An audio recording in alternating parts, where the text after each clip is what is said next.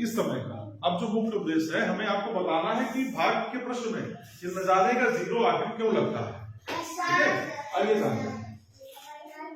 5 एकम 5 में से 5 है 0।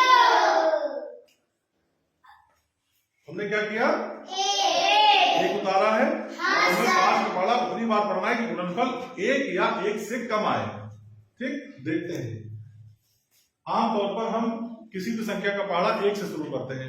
किससे शुरू करते हैं? 1 से। तो 5 एकम 5 दूनी 10। यानी अगर हम 5 का पहाड़ा 1 में भी अगर हम पढ़ रहे हैं तो वो 1 से ज्यादा है ना। हमको क्या करना है, 5 का पहाड़ा उतनी बार इस समय हमको पढ़ना है कि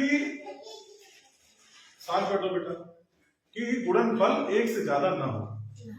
जैसा कि हम सभी जानते हैं कि अगर हम किसी भी संख्या में 0 से गुणा अगर हम कर दें तो क्या होगा, गुणनफल 0 आता है। आता है। जैसे यहाँ देखो, 5 को अगर हमें 0 से गुणा करेंगे तो कितना आएगा? 0। तो हमने क्या किया, 5 का पहाड़ा 0 बार ही पढ़ा। कितनी बार पढ़ा? 0 बार। तो यहाँ पर कितना आएगा? 0। अब 1 में से 0 क्या? 1। अब हम क्या करेंगे, हमने यहाँ से 5 उतारा है। अब हमें 5 का पहाड़ा उतनी बार पढ़ना है कि गुणनफल 15 से ज्यादा ना हो। इसलिए चलिए आइए हमारे साथ में आप लोग पढ़िए। 5 एकम 5 दूनी 5 तिया 5 चक्कू 5 चक्कू 20 ज्यादा है कि 5 तिया 15 ज्यादा है? 20 ज्यादा है।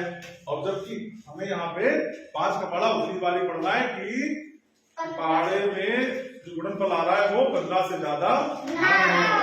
तो 5 तिया 15। अब 5 में से 5 क्या है? 0। 1 में से क्या? 0। तो आशा करता हूं कि आप लोगों को समझ में आया होगा कि भाग की प्रक्रिया में न जाने का सिफर आके हम क्यों लगाते हैं। Thank you.